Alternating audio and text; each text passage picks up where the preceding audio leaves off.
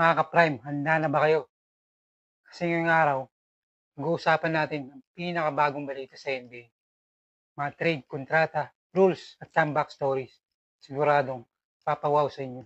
Kung akala nyo tapos na ang drama ng season, nagkakamali kayo dahil kahit off-season, para ng roller coaster ride pa rin ang liga. Kasi itong mga balita, hindi lang basta update. Ito yung mga kwentong nagpapahype sa bawat fan ng basketball. It's Prime Live Sports. Let's go!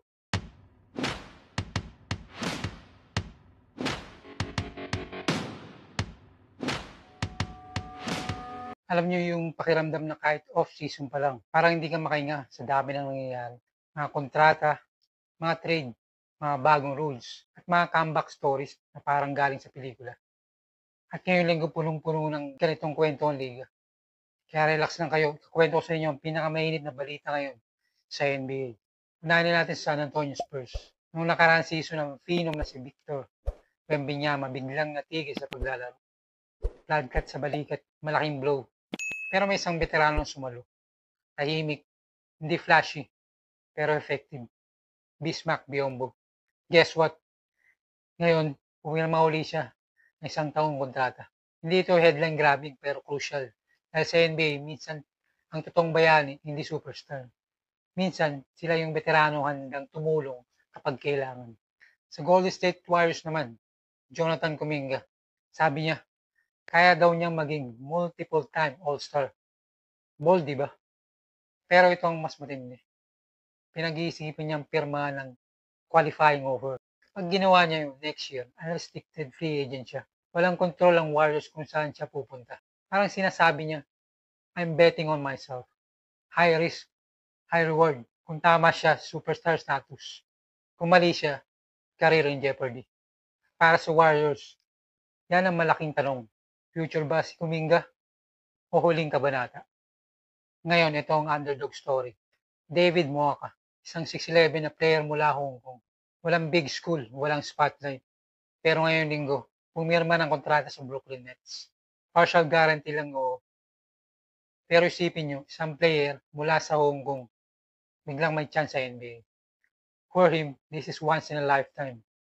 For the Nets, low risk, high reward. Para sa fans, ito yung kwento ng underdog na gusto nating suportahan. Hindi pa dyan natapos ang Nets. Nag-trade sila para makuha si Kobe Bufkin mula sa Atlanta Hawks. At kapalit, cash considerations lang. Parang simpleng galaw. Pero totoo lang, ganito nagsisimula ang rebuilding. Young guard na may potential. Hindi pa siya ngayon. Pero pwedeng maging future star. Maliit lang sa papel. Pero baka ito ang galaw na mag-define sa Brooklyn Nets sa mga darating na taon. Ngayon, ito ang rule change na siguradong magbabago ng laro. Simula ngayon season, sa darating na season, kung mag-full court hit ka sa dulo ng quarter at puro pack, hindi na babagsak ang shooting percentage mo. Simple, di ba? Pero isipin nyo, ilang beses nang ayaw pumukol ng players dahil takot bumaba ang field goal percentage nila. Ngayon, wala lang dahilan para hindi subukan. Resulta, mas maraming buzzer beaters, mas maraming milagro, mas maraming highlights, mas maraming kwento ng tatatak sa NBA history. At ito ang isang comeback story. Naalala niyo pa ba si Dennis Smith Jr.? Yung rookie na high flyer, explosive, fan favorite, pero injuries, inconsistency, at unti-unti siyang nawala. Ngayon, after years, nagbabalik na siya. Nag-uugat siya kasama ang New York Knicks. Para sa kanya, hindi na ito tungkol sa stats. Hindi na tungkol sa kontrata. This is about pride. Proving na hindi pa tapos ang kanyang kwento. Kung makabalik siya, magiging inspirasyon to para sa lahat ng players na bumagsak pero hindi sumuko. So yan mga prime, 6 na kwento, 6 na headlines. Pero bawat isa may mas malalim na storya.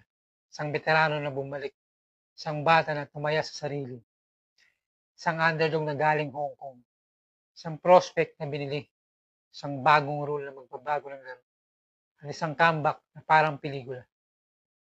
Yan ang dahilan kung bakit kahit off-season, hindi tayo mapakali kasi sa NBA, lagi may bagong kwento. Mga ka-prime, grabe no. Ang dami nang nangyayari sa NBA. Ngayon pa lang yan at bawat isa may kwentong dapat abangan. Kaya kung gusto nyo lagi kayong updated sa mga pinakamainit at pinaka-wild na balita sa basketball at sports, don't forget to like, share, and subscribe. Siyempre, hit na rin yung notification bell para wala kayong mamiss. Dito sa Prime Love Sports, hindi lang basta balita. Dito, kwento ang atid. Sa basketball at sa sports, lagi may bagong kwento. Mga ka-Prime, hanggang sa susunod. Sama-sama tayong magulat, ma-excite, at ma-hype sa mundo ng sports at basketball. Let's go!